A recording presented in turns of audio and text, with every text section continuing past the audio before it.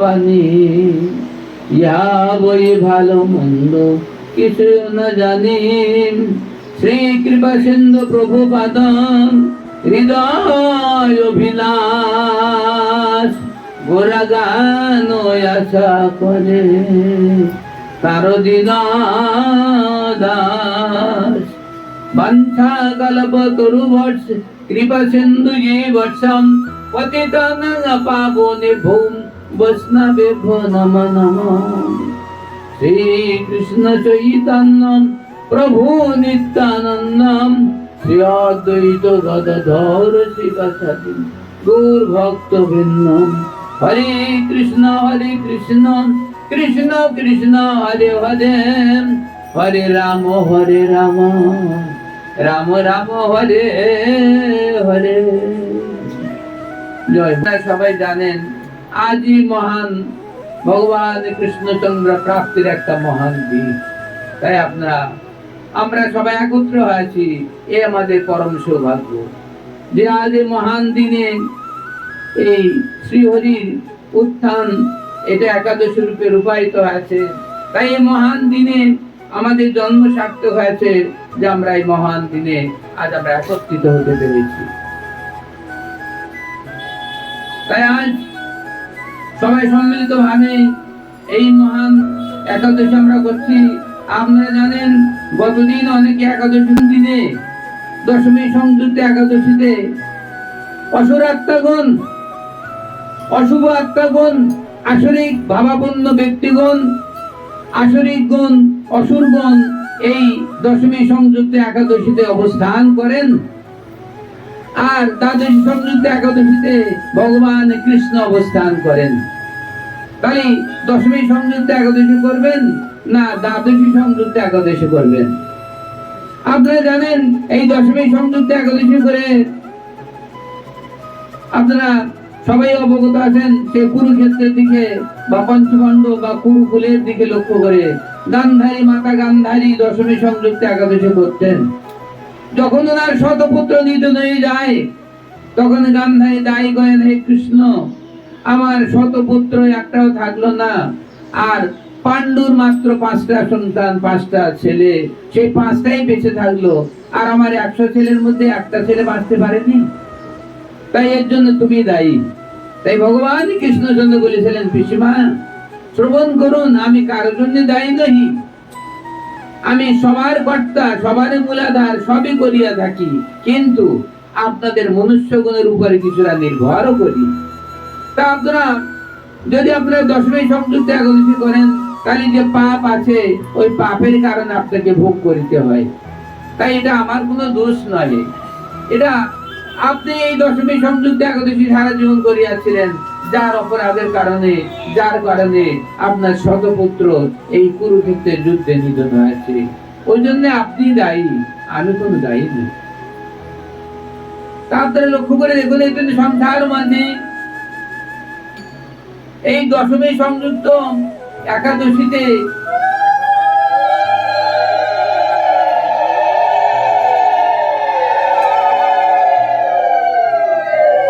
করেন। তাই পণ্ডিতগণ এই দশমী একাদশী বা দশমী বিদ্যা একাদশীকে বাদ দিতে বলেছেন, এবং যে একাদশী দ্বাদশী সংযুক্ত হয় ওই দ্বাদশী সংযুক্ত একাদশী গোস্বামী মত অনুষ্ঠিত, এটাই নির্ধারিত করা আছে। তাই আজকে এই দ্বাদশী সংযুক্ত একাদশী থেকে ভগবান অবস্থান করেন, সেই একাদশীতে প্রেম হয়। এই দ্বাদশী সংযুক্ত একাদশী করলে কৃষ্ণ প্রেম বাড়ে, দিনের পর দিন আমরা কৃষ্ণ প্রেম পেয়ে আমরা ভগবানের চরণে পৌঁছে যাচ্ছি। তাই জন্য আজকে এই দ্বাদশী সংযুক্ত একাদশী আমাদের করিতে হয়। আমরা কখনো দশমী সংযুক্ত করব না। একটা দশমী সংযুক্ত একাদশীর কারণে আমাদের পূর্ব জন্মের যত একাদশী করা ছিল সব একাদশী ধ্বংস হয়ে গেছে।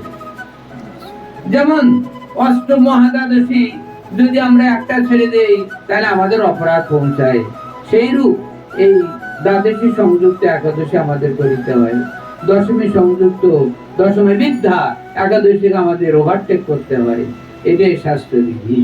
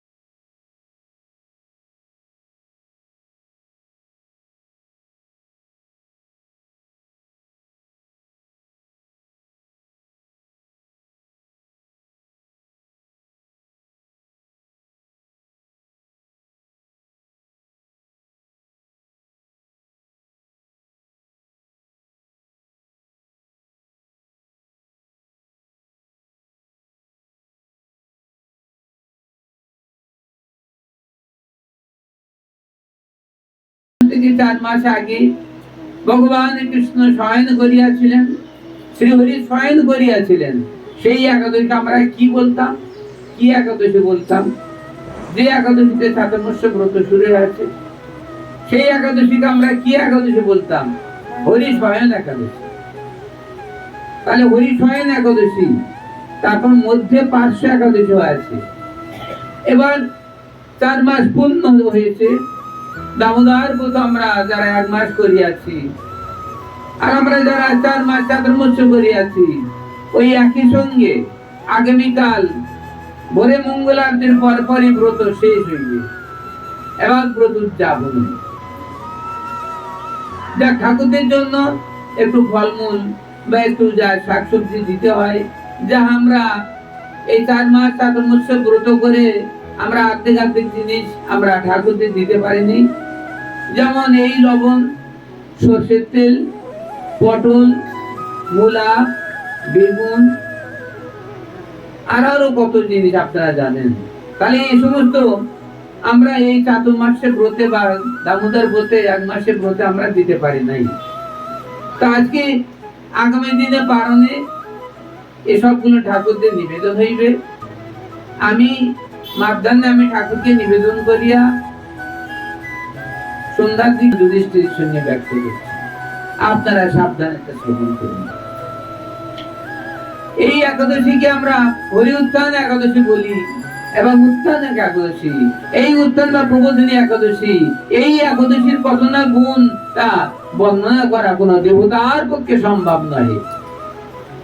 অনন্ত দেব অনন্ত মুখে এই ব্রতের কথা, এই ব্রতের গুণের কথা বলতে পারেন না। আমরা জন্ম জন্মান্তর ধরে যে পাপ করিয়াছি, আপনারা জেনে রাখুন, আজ এই হরি উত্থান দিনে, এই হরি উত্থান একাদশীতে সর্ব পাপ থেকে আমরা নিষ্কৃতি পেয়ে যাই এবং ভগবানের চরণ আমরা প্রাপ্ত হতে পারি। এই একটা একাদশী এত না মহিমান্বিত। এই একাদশীর গুণ আপনারা জানেন, লক্ষ অশ্বমেধ যজ্ঞের ফলের চেয়ে বেশি, এবং অশ্বমেধ যজ্ঞ এবং রাজসূয় যজ্ঞ, হাজার হাজার রাজসূয় যজ্ঞের ফল এই একটা একাদশীর মধ্যে, হরি উত্থান একাদশীর মধ্যে বর্তমান আছে। তাই ত্রিজগৎবাসীগণ এই মহান একাদশী কখনো আমরা ভুল করব না, কারণ আমরা জন্ম জন্মান্তর ধরে অপরাধী হয়ে আছি। আজকে আমাদের এই দুর্লভ জন্ম হয়েছে, কিন্তু এর পূর্বে 80 লক্ষ জন আমরা ভ্রমণ করিয়াছি। 80 লক্ষ জনে করিয়া ভ্রমণ, আশা যা জীবের হলো অকারণ। অকারণ হলো কেন? কারণ আমরা ঠিক মতো সাধন করি নাই। বিনা প্রেম সে নাই মেলে নন্দলালা। প্রেম, আজকে প্রেম পূর্ণ না হলে ভগবান চরণ প্রাপ্তি হতে পারি না। তাহলে প্রেম ছাড়া নন্দলালাকে পাওয়া যায় না। তাকে ডাকতে গেলে প্রেম দিয়ে, ভালোবাসা দিয়ে তাকে ডাকতে হয়। তাই দেখুন, আজকে সেই দুর্যোধন ভালোবাসা বিহীন ভাবে কৃষ্ণকে ডাকছিলেন প্রসাদ দেওয়ার জন্য, 14 জপিও, কিন্তু ভগবান কৃষ্ণ বললেন না, না ভ্রাতা দুর্যোধন, তোমার এখানে আমি সেবা করব না। আমার সেবার জায়গা নির্ধারিত আছে কোথায়? ওই বিদুরের বাড়িতে। সেই গরিব মানুষ, সবচেয়ে গরিব বিদুরের বাড়িতে ভোগ হবে। তাই চিন্তা করে দেখেন ভগবান কৃষ্ণ কেমন। ভগবান কৃষ্ণের কাছে রাজাদের আর প্রয়োজন নাই। বৃক্ষ তলবাসে ভিখারি, দিন আনা দিন খাওয়া, আহার নাই জোটে নাই, বৃক্ষ তলে থাকেন এবং ফলমূল আহার করেন, তার দেখা দিয়ে দেন ভগবান। আর যিনি বিলাসবহুল ভাবে দুগ্ধ ফেনুম সজ্জায় শয়ন করে, খাট্টা করে শয়ন করে যারা সারা জীবন চলবে, কেউ কৃষ্ণ রাজ্যে যাবে না। যে সব মানবীগণ খাটে পড়ে শুয়ে মালা জপ করে, তাদের মালা জপই ব্যর্থ, তাদের সব ব্যর্থ, কৃষ্ণ রাজ্যে কেউ যেতে পারবে না। কারণ ভুল উন্ঠিত মাটিতে শয়ন না করা পর্যন্ত, এই পৃথিবীর স্পর্শ না হওয়া পর্যন্ত ভগবান কারো দয়া করেন না। তাই আজকে আপনারা জানেন, সেই যুবনারী বলতে এই মাটি, যুবনারী বলতে পৃথিবী, যুবনারী বলতে এই জননী, এই দরিদ্রী মাতা, দরিদ্র মাতার কোলে মাথা রেখে শয়ন করবে, ভগবান কৃষ্ণ ওই মাথায় চরণ দেবেন। আর যখন দুগ্ধ ফেনুম সজ্জায় রাজুকে ভাবে খাট্টা করে শয়ন করবে, সারা জীবনও কৃষ্ণ পাবে না। এই জন্য আমাদের দেশে দেখা যায় যে খাটের পরে খাটের কারণে ভক্ত সেবা হচ্ছে না। সময় দিয়েছি 12 ঘন্টা করে, রাত্র 12 ঘন্টা দিবা 12 ঘন্টা, তাহলে 12 ঘন্টা রাত্রে আসলে তুই 8 ঘন্টা শুয়ে থাকলে তাহলে তোর ভজন কি করে চলবে? 8 ঘন্টা যদি শুয়ে কাটানো হয়, বিজ্ঞান বলেছে 8 ঘন্টা শুলে শরীর ভালো থাকে, কিন্তু 8 ঘন্টা শুলে ভজন চলে না। কোন ব্যক্তি 8 ঘন্টা শুয়ে 8 ঘন্টা শুয়ে থাকলে 12 ঘন্টা রাত্রের মধ্যে সন্ধ্যা হবে ইত্যাদি ইত্যাদি হতে হতে তো রাত 10টা বেজে যাচ্ছে, ওখান থেকে 8 ঘন্টা শুলে তো সকাল হয়ে যাচ্ছে, তাহলে স্মরণ মনন ভোজন কি করে হইবে? তাই এই কিন্তু সংসার মাঝে আপনারা জানেন দিবার চেয়ে রাত্রিতে সাধন বেশি হয়। কেন রাত্রিতে কেন সাধন বেশি হয়? রাত্রে পৃথিবী নিস্তব্ধ থাকে, এবার মন একনিষ্ঠ ভাবে তাকে সাধন করা যায়। এই বিপদ বন্ধন শ্রীমধুসূদন, হে ঠাকুর, এই মহাপ্রভু আমাকে দয়া করো, আমার আর কেউ নাই এই কিন্তু সংসার মাঝে, আমার কেউ নাই। হে ভগবান, হে ঠাকুর, হে মহাপ্রভু, তুমি এইবার আমায় দয়া করো, এইবার আমায় দয়া করো, এই তিন সংসার মাঝে এইবার আমায় দয়া করো, ওই আর আমার কেউ নাই, এইবার আমায় দয়া করো।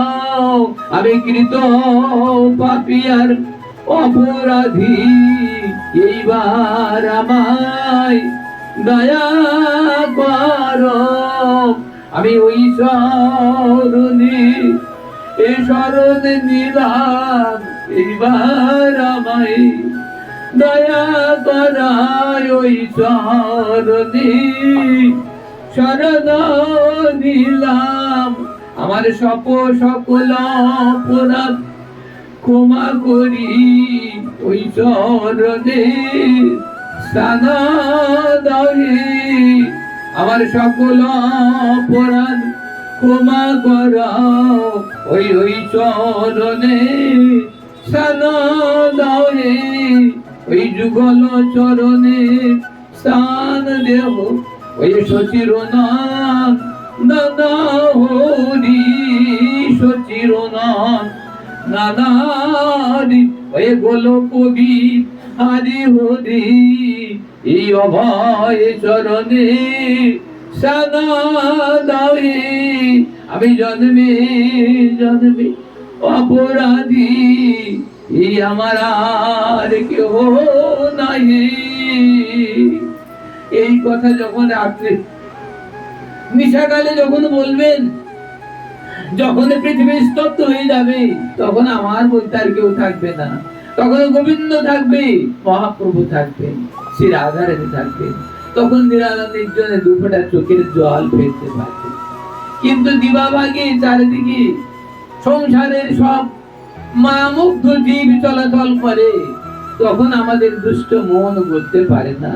তাই আমরা যদি এই দুষ্ট মনকে গলাবার জন্য যদি সেই গভীর রাত্রে যদি ঠাকুরকে যদি 1 ঘন্টা না, আধা ঘন্টা না, 20 মিনিট তাও যদি ডাকি এবং শুদ্ধাতি ভাবে যদি আমরা ঠাকুরকে ধ্যান করি, ঠাকুর একবার আমার আর কেউ নাই, আমি একা আসিয়াছিলাম, একাই যেতে হবে, আমার জীবন যৌবন শেষ হয়ে গিয়েছে, এখন তোমার চরণে স্থান দাও প্রভু। তাহলে ভগবান বলবে, ঠিক আছে বৎস, বলে তোরা আর ভয় নাই, আমার প্রাণ গোবিন্দ তখন বলিবে, এ তোর আর ভয় নাই। আমার রাতুল চরণে তোরে স্থান দিলাম, তোর সকল অপরাধ ক্ষমা করিলাম, ও রাতুল চরণে স্থান দিলাম, সকল অপরাধ ক্ষমা করিলাম। গোবিন্দ বাবা বললে, আয় ঠিক আছে, তোর আর কেউ নাই তো? ওরে তোর আরো কেউ নাই, ওরে তোর আমি আছি, তোর আরো ভয় নাই। ওরে ভোলা জীবন, ওরে আমার প্রিয় ভক্ত, আরে আমিও তোর আছি, আর তোর ভয় নাহি, এই দেখো আমি আসিয়াছি, এই দেখো আমি আসিয়াছি, একবারে নয়ন মিলে দেখো, এই আমি আসিয়াছি, এই নয়ন মিলে দেখো ভক্ত, এই আমি আসিয়াছি, সেই দ্বিভুজ মুরলীধারী, আরে এই আমি আসিয়াছি, একবারে নয়ন মেলে দেখো ভক্ত, এই আমি আসিয়াছি, ও তোমার ওই আকুল আহ্বানে আমি আর রইতে নারী, আমি আর রইতে নারী, একবারে চক্ষু খুলি দেখো মোরে, আমি আর রইতে নারী। তাই আজ মহাপ্রভু দেখা দেবেন আমাদের নয়না সম্মুখে, সেই পঞ্চতত্ত্ব মহাপ্রভু দেখা দেবেন মোদের, আরে শ্রীরাধা গোবিন্দ মিলিম, আরে যুগল রূপে দেখা দেবেন, যুগল রূপে দেখা দেবেন, সেই রসরজ মহাভাব হরি যুগল রূপে দেখা দেবেন, রসরাজ মহাভাব হরি যুগল রূপে দেখা দেবেন। সেই দিন আমার কবে হবে, আরে সেই দিন আমার কবে হবে, আরে এই দিন সেই দিন হবে, এই দিন আমার কবে হবে, সেই দিন আমার কবে হবে, এই নয়ন ভরি দেখিব যে যুগল মা ধরি। এই বাসনা নিয়ে আর প্রতিদিন আমরা শয়ন করিব, আমরা এই বাসনা মনে লইয়া প্রতিদিন শয়ন করিব, প্রতিদিন শয়নের সময় মনে বাসনা করবে, হে ঠাকুর আজকের এই শয়নের মধ্যে, আমার স্বপ্নের মধ্যে আমার সাক্ষাৎ ঠাকুর দর্শন দাও। আজকে আমি যে শুয়ে পড়ছি, এই যে ঘোর নিশা আসছে এবং ঘোর অন্ধকার আচ্ছন্ন মহান নিশা, আমার জানি না আমার জীবন আর চলে কিনা। তাই আজ রাতে তুমি মোরে দেখা দাও হে, আজ রাতে মোরে দেখা দাও হে জনহরি, এই মহা বিপদে শুয়ে পড়িলাম, তুমি আমার দেখা দিও, জানি না রাত্র প্রবাদ হয় কি না হয়, তুমি আমায় দেখা দিও, আরে তোমার রাতুল চরণে আমায় স্থান দিও, আমার আর গতি নাই। যদি আমরা প্রতিদিন শয়নের সময় যদি মহাপ্রভু চরণে আকুল আহ্বান জানি আমরা শয়ন করিতে পারি, আর ভগবান মহাপ্রভু অবশ্য দর্শন দিবেন, ভগবান মহাপ্রভু শ্রী গৌরাঙ্গ দর্শন দিবেন, আর আমার প্রাণ গোবিন্দ রাধারানী বলবেন, এই প্রাণ গোবিন্দ চলো ওই ভক্ত সোহানের সময় আমাদের ডাকি আছে, একবার ওর জীবন লীলা শেষ হয়ে যাচ্ছে হয়তো, তাই আমরা দুজনে একটু দর্শন দেই। তাই রাধারানী আমাদের করুণার প্রতিমূর্তি, তাই রাধারানী কৃষ্ণকে বলেন, এই প্রাণনাথ চলো যাই, দুজন দর্শন দেই, তো আমার ছাড়া আমাদের ছাড়া তো আর কাউকে ডাকে না, তাই সেই পরম করুণাময়ী রাধারানী কৃষ্ণকে ডেকে আমাদের সম্মুখে দেখা দিবেন, বাচ্চা ভয় নাই। রাধারানী বললেন, ভয় নাই, বলে আমার প্রিয় সখী ভয় নাই, ভয় নাই, এই যে আমরা আছি ভয় নাই, এই ভয় নাই। যদি একবার শ্রী রাধারানী আমাদের একবার দেখা দেন, সারা জীবনের মধ্যে একবার দেখা পাওয়া যায়, তাহলে জানবেন মৃত্যুর পরে ঠিক রাধা গোবিন্দের চরণ প্রাপ্তি। যদি আজকে আমরা শয়নের মধ্যে একবার যদি পঞ্চতত্ত্ব বা মহাপ্রভুর দর্শন দিয়ে থাকি, আমরা যদি শয়নের মধ্যে আমরা রাধা গোবিন্দ কোনো না কোনো দিন দর্শন হয়ে থাকি, তাহলে জানতে অবশ্যই আমরা ভগবান চরণে প্রাপ্তি হইব। কারণ এই দুর্লভ মনুষ্য জন্ম আমরা হারাই আর এই ফেলবো না। এই জন্ম যদি ব্যর্থ হয়ে যায় আর কখনো এই জন্ম আসবে না। তাই আজ বিরাজ বৈভব বিভিন্ন সমস্যার মধ্যে আমরা আর কাল কাটাবো না। যদি আমাদের ভজন যদি নষ্ট হয়ে যায়, যদি আমরা আমাদের কুপথ আমরা চালিত হয়ে যাই, তাহলে আমরা আর কুপথে চালিত হইব না। আমরা এইবার সৎ পথে, এই সৎ পথে আজকে সৎ কথা শুনে আমরা আজ সৎ পথে আসবো। আমরা আর কুপথগামী হইব না। কারণ আমরা জীবন আমরা চলে যাচ্ছে, সবসময় জীবন চলে যাচ্ছে, মৃত্যুকাল আসন্ন হচ্ছে। তাই বলে আর জীবনকে আর ব্যর্থ করবো না। আজ এই আজ উত্থান একাদশীতে আজকে এই মহান ব্রতের দিনে আজকে আমরা জেনে রাখুন, এই মহান ব্রত করলে আমাদের না জানি কি ফল প্রাপ্তি। জন্ম জন্মান্তর ধরে আমরা জন্মাই করিয়াছি, জন্ম জন্মান্তরে আমরা যে পাপ করিয়াছি, এই পাপ এই আজকের একাদশী খণ্ডন, আজকের একাদশী করিলে খণ্ডন হইবে। আর একটা কথা জেনে রাখুন, আজকে রাত্রে উপবাস, আজকে রাত্রে তো আমরা উপবাসী সবাই আছি, আজকে নিশা জাগরণ করিতে হইবে। আজকে রাতটা আমরা জেগে যাব। আজকে রাতটা হরি কথা শুনে, অথবা ঠাকুরের কোনো কীর্তনাদি শুনে, অথবা আমরা ঠাকুরের কোনো কাজ করে, আর নাইতে শশা বাড়িতে ভাগবত পাঠ করে আমরা আজকে রাতটা জাগরণ করব। যদি আপনার সব হরিবাসরের রাত জাগার কথা লেখা আছে, কিন্তু আজকের এই উত্থান একাদশীতে